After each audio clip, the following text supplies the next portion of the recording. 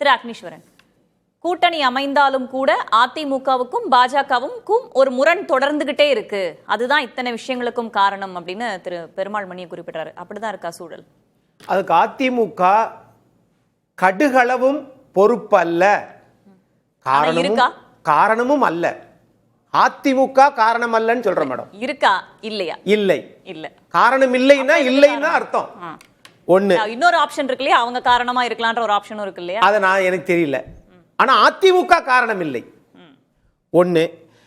நம்ம மூத்த பத்திரிகையாளர் திரு பிரியன் சார் சொல்லுகிற போது சொன்னாங்க என்னன்னா, ஒரு மனிதர் ஒரு வேடம் போடலாம், 5 வேடம் போட முடியுமா?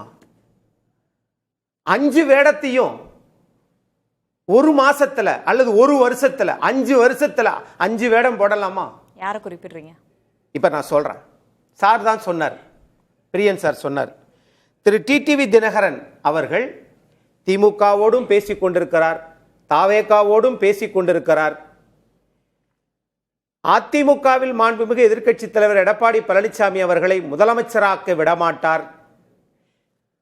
திரு ஓபிஎஸ் அவர்களை அதிமுகவில் இணைக்க அவர் பாடுபடுவார். தேசிய ஜனநாயக கூட்டணியில் அவர் வருவார்களா என்று தெரியவில்லை. 5 வேஷம் போடலாமா? நடக்குமா? சரி, ரைட். இப்படி வாங்கல.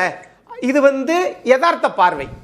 அரசியல் கணக்கு ஒன்று இருக்கு இல்லையா, தேர்தல் கணக்கு. அந்த கட்டமைப்பில் பார்க்கிற போது மாண்புமிகு எதிர்க்கட்சி தலைவர் இந்த செயற்குழு பொதுக்குழு கூட்டத்தில் சொன்னாரு, அதிமுகவும் பாரதிய ஜனதா தேசிய ஜனநாயக கூட்டணியும் சேர்ந்தால் 41.33 விழுக்காடு எங்களால் பெற முடியும், அது இல்லாமல் எதிர்மறை வாக்குகள் 5 விழுக்காடு என்று சொல்லுகிறார். ஆனால் திரு எடப்பாடி பழனிசாமி நான் சொன்ன இந்த 4 வேடத்திலையும் 1% வாக்கு எடுத்த, நான் யாரையும் குறைத்து மதிப்பிடவில்லை, ஆனால் தங்கள் தகுதியை, தங்கள் தேர்தல் தகுதி என்று கூட சொல்லக்கூடாது, அரசியலில் எல்லோருக்கும் தகுதி உண்டு, ஆனால் 1% எடுத்த ஒரு இயக்கம், ஒரு கட்சி நான் 5 வேஷத்தில் போடுவேன் என்று சொன்னால் இதை மக்கள் எப்படி பார்ப்பாங்க? இது ஒரு புறம்.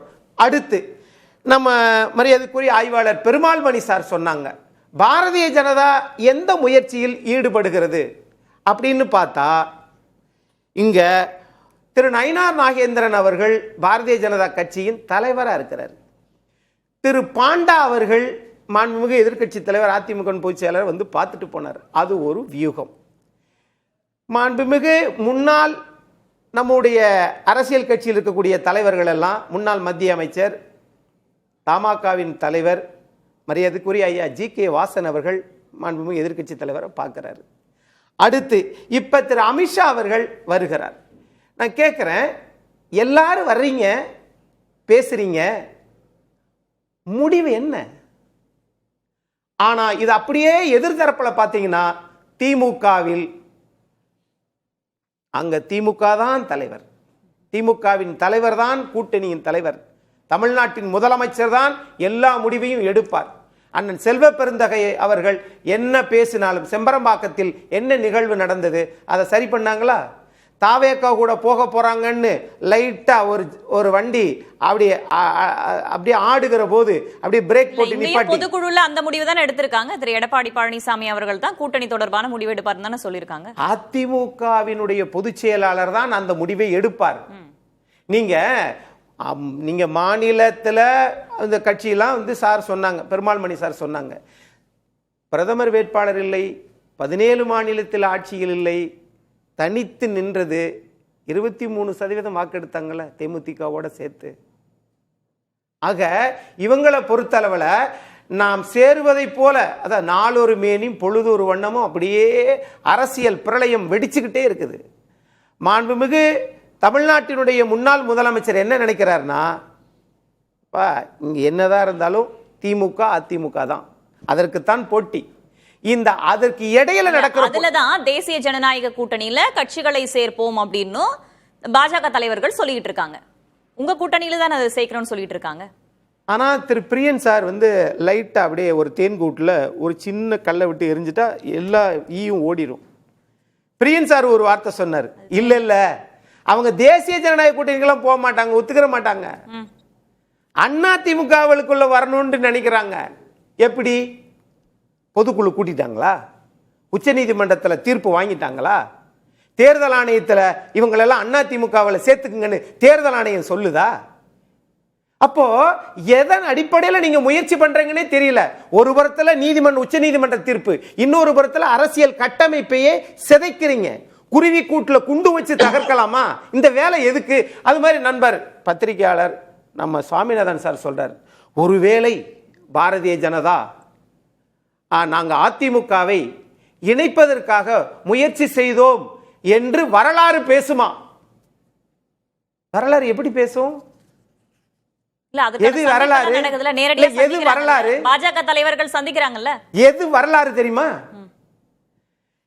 நீங்க புரட்சி தலைவர் எம்ஜிஆர் 31 பொதுக்குழு உறுப்பினர்ல 26 பேரை வச்சு கலைஞர் கருணாநிதி அவர்கள் கணக்கு கேட்ட பொருளாதாரையே தூக்கி வெளியே போட்டாரு. அப்படி போட்டதற்கு பிறகு இப்ப கூட்டணி பத்தி இப்ப பிஜு பட்நாயக், அதைத்தான் நானும் சொல்ல வரேன்.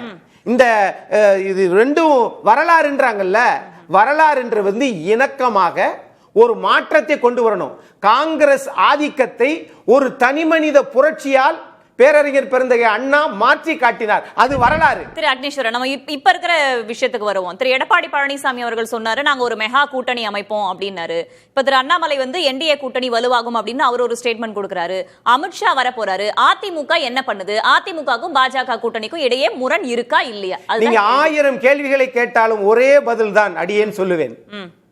அதிமுகவை கபலீகரம் செய்ய வேண்டும் என்று நினைக்கிற அரசியல் கட்சி தலைவர்கள் அதிகமா, திமுகவை கபலீகரம் செய்ய வேண்டும், அழிக்க வேண்டும் என்று நினைக்கிற கூட்டணி கட்சிகளும் தலைவர்கள் அதிகமா மேடம் தமிழ்நாட்டில். எப்ப பார்த்தாலும் அதிமுக அதிமுக அதிமுக. புரட்சி தலைவர் எம்ஜிஆர் யாருடைய வட்டியிலும் மண்ணள்ளி போடல. ஆனால் நீங்கள் எல்லோரும் மண்ணள்ளி போடுகிறீர்கள் என்றால் அவரை வளர்த்த கட்சிங்க. புரட்சி தலைவர் அம்மா இருந்தா இப்படி இத்தனை பேர் பேச முடியுமா? உங்களுக்கு அந்த தைரியம் வருமா? பேசுவோம்.